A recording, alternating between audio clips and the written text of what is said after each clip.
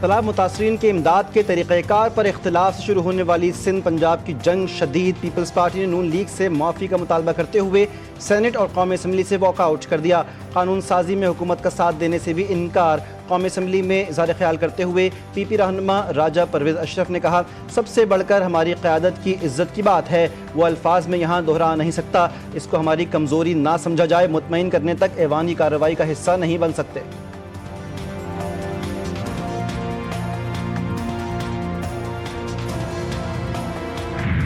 کچے کے علاقوں میں ترقی کے لیے ڈاکوؤں کے ہتھیار ڈالنے کی پالیسی منظور۔ وزیر اعلیٰ سندھ کے ترجمان کے مطابق سندھ کابینہ کے اجلاس میں بتا دیا گیا کہ آپریشنز اور مقامی افراد کے ساتھ مذاکرات کے بعد ڈاکوؤں نے ہتھیار ڈالنے پر آمادگی ظاہر کی ہے۔ ہتھیار ڈالنے کی پالیسی میں شفاف اور ہمدردانہ طریقہ اپنایا جائے گا۔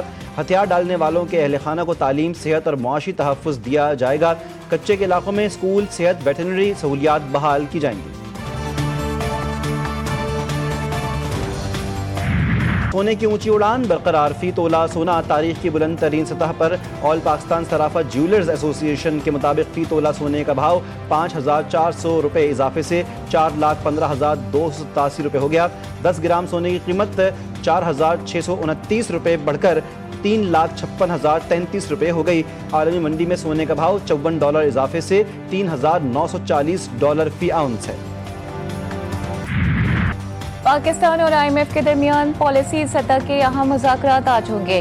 ملکی معیشت کا دوسرا جائزہ، ریکوڈک منصوبے کی سرمایہ کاری، بیرونی فائنینسنگ، ٹیکسز رویلٹی، میکرو اکانومک اور فسکل اثرات پر تفصیلی غور ہوگا۔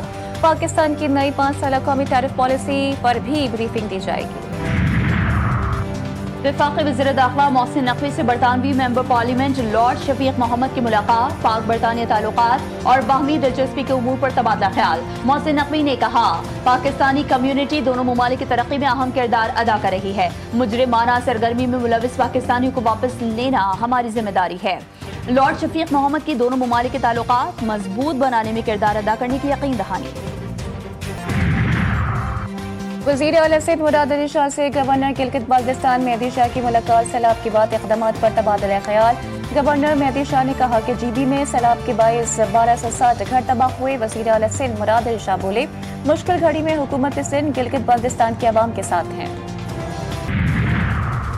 خاران کے علاقے مسکان کلوتھ میں مقامی عدالت پر نامعلوم مسلح افراد کا حملہ، 10 سے زائد ملزمان نے دھاوا بول کر قانونی ریکارڈ اور دستاویزات کو نظر آتش کر دیا۔ عینی شاہدین کا بتانا ہے کہ حملہ آور موقع سے قاضی محمد جان کو زبردستی اغوا کر کے لے گئے۔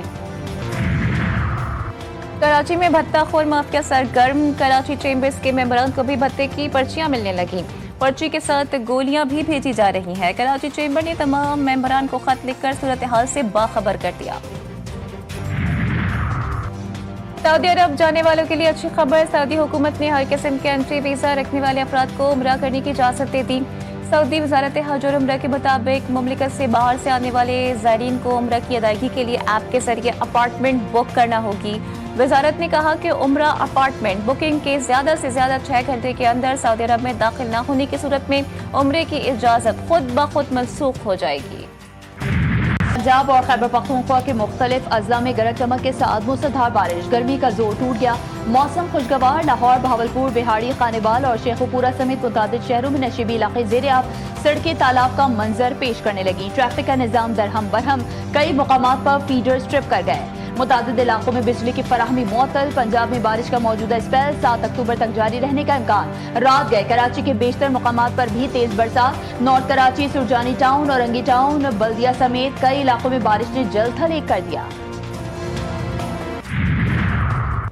نیپال میں موسلادھار بارشوں نے تباہی مچا دی، لینڈ سلائیڈنگ اور سیلابی صورتحال کے باعث 47 افراد ہلاک، متعدد لاپتہ، سڑکیں بند، پل بہہ گئے، ٹرانسپورٹ کا نظام درہم برہم، مسلسل بارشوں کے باعث ریسکیو آپریشن بھی متاثر۔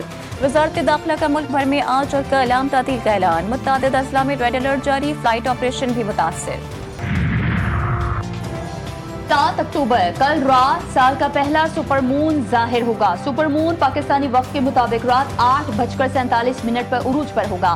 سپر مون مکمل چاند کے مقابلے میں زیادہ بڑا اور زیادہ روشن ہوگا۔ یہ نظارہ سورج غروب ہونے کے فوراً بعد مشرق سے ظاہر ہوگا۔